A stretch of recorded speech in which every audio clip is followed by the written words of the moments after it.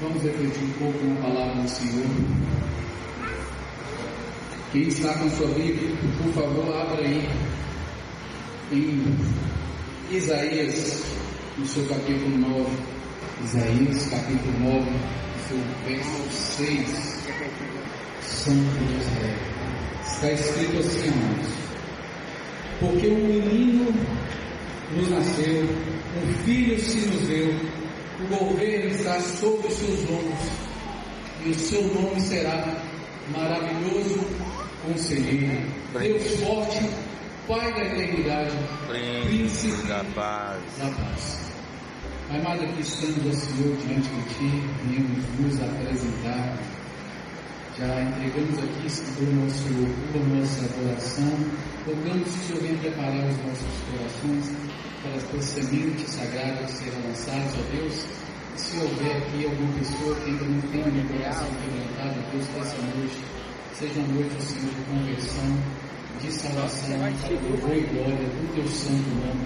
Todos dizem, graças a Deus. Queridos irmãos e amigos, nessa noite tão especial, que celebramos não apenas o nascimento de uma criança, mas o cumprimento da maior promessa que Deus fez à humanidade. Desde o início da história, quando o pecado entrou no mundo, Deus já havia apontado para a esperança. Em Gênesis capítulo 3, do seu verso 15, ele disse: farei que haja inimizade entre você, no contexto de Satanás, e a mulher, e entre a sua descendência e o descendente dela. Ele lhe ferirá a cabeça e você lhe ferirá o calcanhar. Ali, após a queda de Adão e Eva, nasceu a primeira promessa da redenção. E o Natal, amados, é o cumprimento dessa promessa. Da mulher viria o descendente que pisaria na cabeça da serpente. Como de uma mulher, a partir de uma mulher, veio a condenação, Deus, por sua infinita misericórdia e sabedoria, escolheu a mulher, para que através da mulher viesse a salvação. Os séculos se passaram e Deus continuou a falar por meio dos profetas. E Isaías anunciou: eis que a Virgem conceberá e dará à luz um filho, e chamará o seu nome Emanuel. Emanuel, que significa Deus conosco.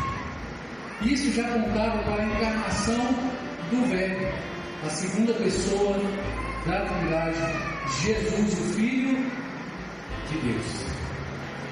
Ao profeta Miqueias foi revelado o lugar do nascimento daquele que sempre foi eterno. E sobre isso Miqueias escreveu lá em Miqueias 5, verso 2: e tu, Belém, Efrata, posto que pequena entre as milhares de Judá, de ti me sairá o que governará Israel, e cujas saídas são desde os tempos antigos, desde os dias da eternidade. Nesse verso percebemos que Jesus já existiu na eternidade antes mesmo de nascer, o que evidencia a sua divindade, pois ser eterno é uma característica exclusiva. Glória ao Senhor. Cada um desses detalhes que foram cantados, que eu estou falando aqui, demonstrava que Deus tinha um plano perfeito. E a esperança não seria frustrada. Na plenitude dos tempos, Deus então enviou seu Filho. O anjo disse a José, vocês ouviram aqui, na cantada. José planejava partir, deixar Maria, porque ele havia descoberto que ela estava grávida. E assim, Deus deu um sonho e o anjo falou com José desse sonho. E alertou que aquilo que estava gerado em Maria era do Espírito Santo de Deus. Em Mateus capítulo 1, verso 21, está escrito, e o anjo diz: ela dará à luz um filho, e chamarás o seu nome Jesus, porque ele salvará o seu povo dos pecados. Nessa passagem do Evangelho de São Mateus, é importante destacar duas coisas. A primeira, o nome foi dado por Deus Pai por meio do anjo a José. Isso é significativo, pois no contexto judaico era o pai o responsável por nomear o filho, e o nome carregava identidade, vocação e destino. E o nome de Jesus significa literalmente Yahweh é salvação. O nome ali transliterado, completado, a gente não sabe como pronuncia aquele tetragrama sagrado no Antigo Testamento, a gente acrescenta algumas vogais aí para conseguir falar, mas o Deus do Antigo Testamento que deu as promessas, nele está a salvação. Louvado seja Deus, o Deus que prometeu desde o Éden a vitória sobre a morte, ou seja, a vida eterna. Ele é a salvação, e somente nele há salvação. E Cristo é a imagem visível deste Deus invisível. Quem me vê a mim, vê o Pai. Foi o que Cristo disse. Número 2. O público para o qual Mateus escrevera sua carta era constituído de judeus, e muitos deles esperavam um Messias político ou militar, alguém que os livraria de Roma. No entanto, Mateus redefine radicalmente essa expectativa ao afirmar: porque ele salvará o seu povo dos pecados. Ou seja, o maior inimigo não é Roma, mas sim o pecado. O nosso maior inimigo não é o governo, o nosso maior inimigo não é a corrupção, não é a doença, não é a pobreza. O nosso maior inimigo é o pecado que habita cada um de nós. E por causa desse pecado, Jesus encarnou, habitou entre nós e levou sobre si as nossas iniquidades, como bem profetizou Isaías no capítulo 53. Eu gostaria que quem tem a Bíblia abra Isaías capítulo 53. É uma profecia que é bom prestarmos atenção. Até mesmo os judeus se espantam quando ouvem de algum cristão, quando está evangelizando, quando o cristão cita Isaías 53, eles pensam que Isaías 53 faz parte do Evangelho, faz parte do Novo Testamento, de tantos detalhes aos quais se encaixam perfeitamente na crucificação de Cristo. Mas por que se encaixa? Porque era uma profecia. Isaías 53:3, a partir do verso 3 está escrito: ele foi desprezado e rejeitado, homem de dores, que conhece o sofrimento mais profundo. Demos as costas para ele e desviamos o olhar. Ele foi desprezado e não nos importamos. Apesar disso, verso 4, foram as nossas enfermidades que ele tomou sobre si, e foram as nossas doenças que pesaram sobre ele. Pensamos que seu sofrimento era castigo de Deus, castigo por sua culpa, por culpa dele. Verso 5: mas ele foi ferido não por culpa dele, foi ferido por causa da nossa rebeldia e esmagado por causa de nossos pecados. Amados, eu quero que você feche seus olhos e preste atenção no que eu vou falar agora. Feche os olhos e só pense nisso. Quando a gente fala nossa rebeldia, fala nossos pecados, a gente tende a generalizar e até mesmo nos esquecer que estamos inseridos nesse processo. Ele foi ferido por causa da minha rebeldia. Ele foi esmagado por causa dos meus pecados.